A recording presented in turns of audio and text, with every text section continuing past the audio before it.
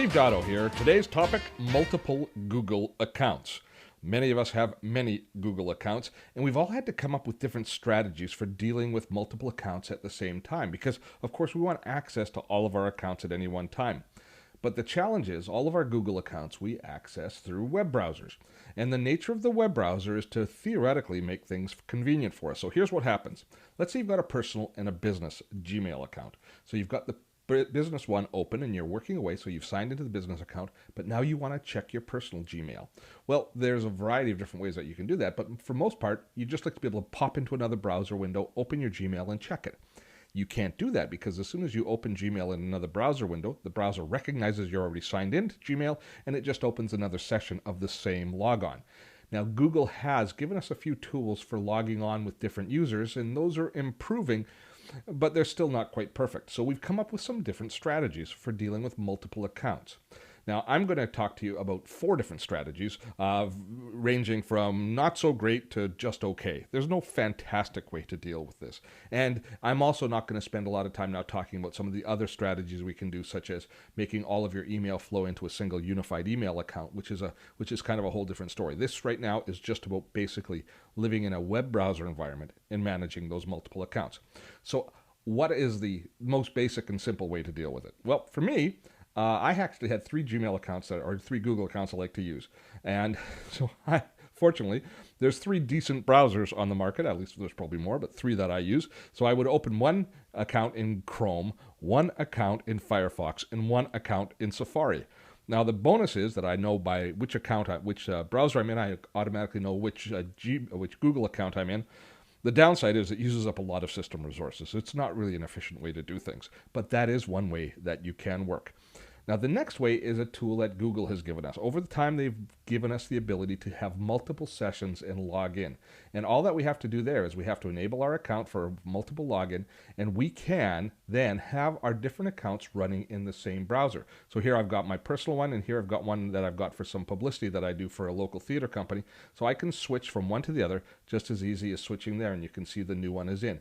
If I want to log into another account, I can just add an account here, and I've got a brand new account that I've just set up for some seminars we're doing. So I'm going to type in that username. It's in the password. And Bob's your uncle. Now I've got 3 sessions going all in the same browser window. Now this works well for most things and most basic applications. This is just fine. But there's certain times that you're going to have little conflicts, and sometimes you'll just pop out of one for no apparent reason. That's the nature of Google. But this is a pretty good solution, and one that most people are going to embrace. The other 2 solutions that I want to show you are far more creative. The first one is using a browser like Chrome, but instead of opening regular sessions, if you right-click on Chrome, on the icon, you can open an incognito window. What that will do is it will open a window in a new tab, which has got this little kind of spy icon on it.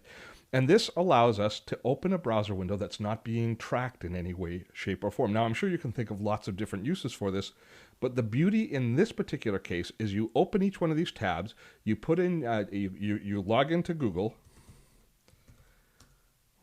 and then you sign in with each of your accounts, and you open multiple incognito windows.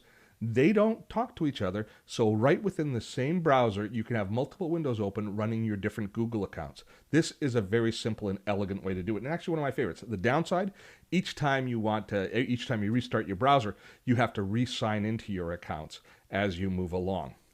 Now, the last one is kind of the most creative, but it took a little bit of finicking to get there. There's a program out there on the Mac called Fluid. Now, Fluid is here's a way to best describe it. Let me go to their website. Fluid App, F-L-U-I, Fluid App. There they are, fluidapp.com.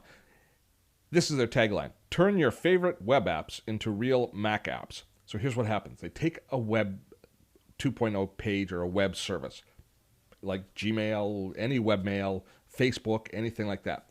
And they allow you to turn it into a clickable icon, which has not all of the rest of the browser stuff all around the outside as far as the different tools, but just what's offered by that web page. And allows you to basically turn any web page into a full screen Mac app. So here are, let me get my face out of the way here. And here are two that I've already created. I'll show you the result before I show you how we do it. So I created for my both the email accounts that I just showed you in the web browser, for my personal email and for the Metro Theaters email, I created little apps. So I double click on this and it opens a browser window, but it's not in a browser. It's basically opening my Gmail, and let me actually minimize the browsers behind it so you can just see how the app itself looks. There it is. So there's the app. You see that you've got just the simple basic app. You've got some tools that you can use as if you were in your web browser, but for the most part, you're just in a single screen email program at this point here, which you can use as email. Now, this is logged into my personal account. If I want to open the Metro Theaters account, I open it up, double click on it, and now it's open. And see, I didn't have to re-log on. I've got both different logins happening at the same time. So I can create multiple email accounts as apps that I double click in. And I can switch back and forth in the taskbar or in any other way. I can just bounce back and forth between the different email apps. That is very slick. Now, how did I create that? I'm glad you asked. Let me show you how I created that. So this is the Fluid app. It's just a little dialog box that you can download. It's free to download, although to do exactly what I'm doing right now, you have to buy the full version at $4.95. And I'm going to walk you through it because there was a couple of tricks that I did that I had to do to make it work perfectly for this. So the first thing I'm going to do is I'm going to create a new one of the icons in order a new app itself. So I have to give it a URL, and you've got to put in the full URL protocol, ftp:// and we'll just put in gmail.com, and I am going to name it other email, just other. Okay, so you can actually choose different icons so that it doesn't all have this standard icon. It's created it. I say okay, and here it is up on my desktop right there. So there's my new app ready to go. Now when I open that app, it will open a brand new Gmail session for me. I think maybe it'll open one of the existing ones. It opened the last one that it had because that's what it sees. Now, here's the trick. If you don't do what I do next, it will, whatever the last one you're in will always open. So the Metro and my Steve one would all open to the same email address unless you go through one setting. And it's not well documented. It's something that I had to figure out. So what I'm going to do is I'm going to sign out of this one, and then I'm going to sign into my new one, which is for our seminar series. So I'm going to sign into Protectivity.